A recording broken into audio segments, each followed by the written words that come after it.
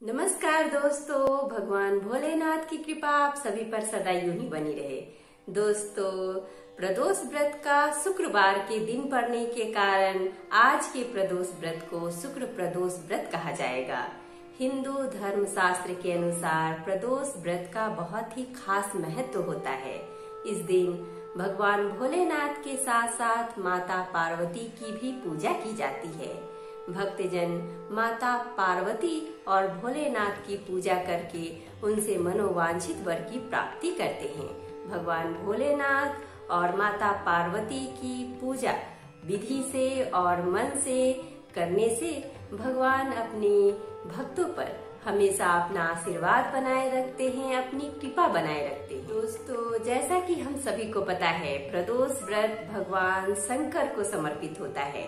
ऐसे में हर माह में त्रयोदशी तिथि को प्रदोष व्रत मनाया जाता है। इस दिन भगवान शिव की विधि विधान के साथ माता पार्वती के साथ पूजा की जाती है। अश्विन मास का प्रदोष व्रत 7 अक्टूबर दिन शुक्रवार यानी कि आज के दिन है। शुक्रवार के दिन पड़ने के कारण इस प्रदोष व्रत को शुक्र प्रदोष व्रत कहा जा रहा है। तो शुक्र प्रदोष व्रत का काफी खास महत्व होता है।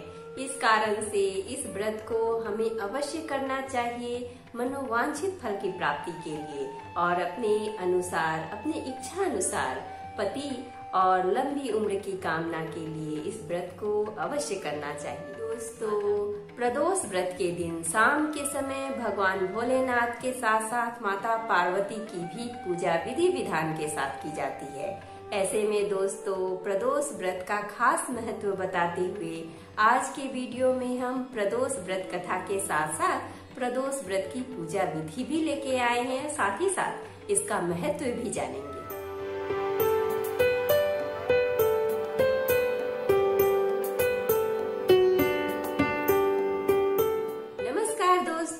शिल्पी आप सभी का तहे दिल से स्वागत करती हूँ अपने YouTube चैनल कथा कहानी शिल्पी की जुबानी में।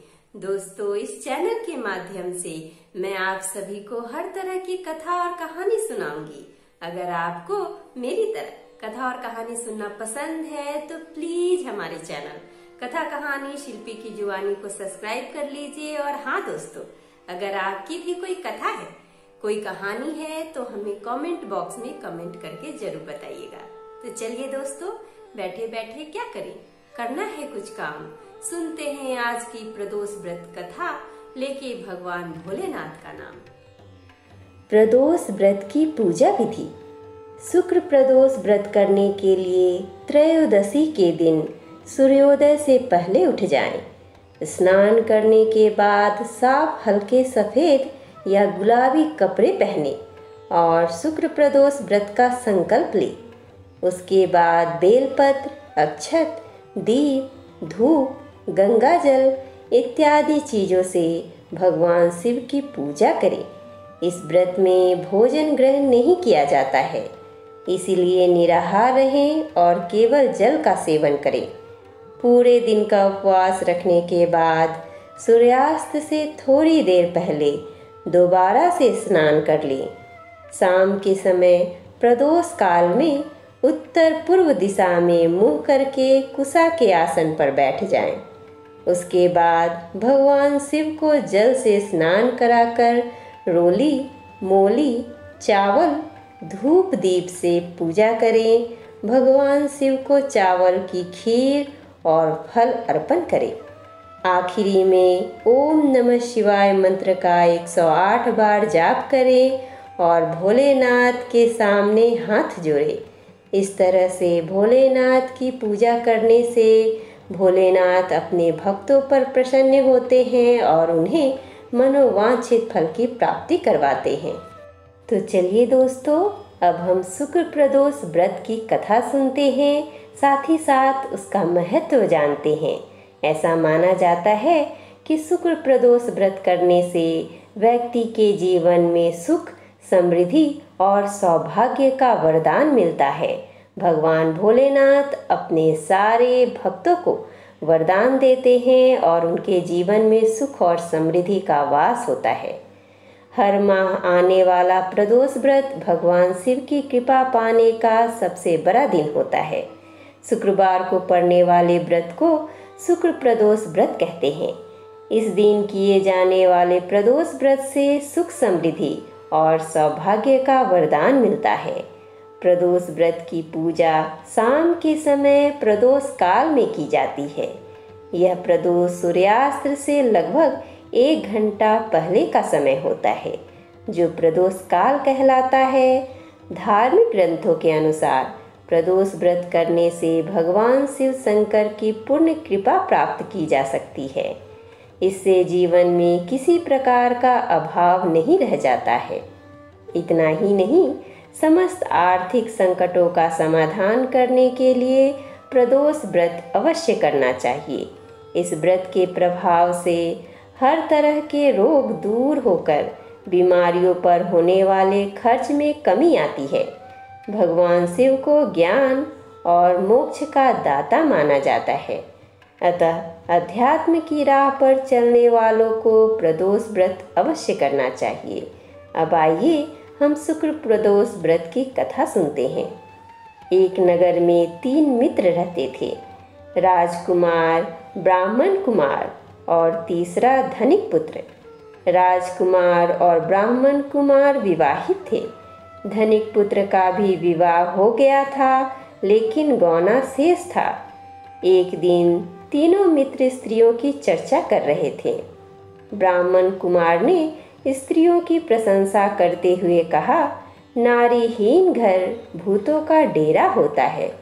धनिक पुत्र ने यह सुना तो तुरंत ही उसने अपनी पत्नी को लाने का निश्चय कर लिया। तब धनिक पुत्र के माता पिता ने समझाया कि अभी शुक्र देवता डूबे हुए हैं। ऐसे में बहू बेटियों को उनके घर से विदा करवा लाना शुभ नहीं माना जाता। लेकिन धनिक पुत्र ने एक नहीं सुनी और ससुराल पहुंच गया। ससुराल में भी उसे मनाने की कोशिश की गई, लेकिन वो तो जिद पर अड़ा रहा और कन्या के माता पिता को उनकी विदाई करनी पड़ी। विदाई के बाद पति पत्नी शहर से निकले ही थे कि बैलगाड़ी का पहिया निकल गया और बैल की टांग टूट गई। दोनों को चोट लगी, लेकिन फिर भी वह चलते रहे। कुछ दूर जाने पर उनका पाला डाकुओं से पड़ा, जो उनका धन लूट कर ले गए। दोनों घर पहुँचे। वहाँ धनिक पुत्र को सांप ने डस लिया। उसके पिता ने वैद्य को बुलाया तो वैद्य ने बताया कि वो 3 दिन में मर जाएगा। जब ब्राह्मण कुमार को यह खबर मिली तो वो धनिक पुत्र के घर पहुंचा और उसके माता पिता को शुक्र प्रदोष व्रत करने की सलाह दी और कहा कि इसे पत्नी सहित वापस ससुराल भेज दें। धनिक ने ब्राह्मण कुमार की बात मानी और ससुराल पहुंच गया, जहां उसकी हालत ठीक होती गई। यानी शुक्र प्रदोष के महात्म्य से सभी घोर कष्ट दूर हो गए। इस दिन कथा सुनने अथवा सुनाए तथा कथा समाप्ति के बाद हवन सामग्री मिलाकर 11 या 21 या 108 बार ओम ह्रीं क्लीं नमः शिवाय स्वाहा मंत्र से आहुति दे।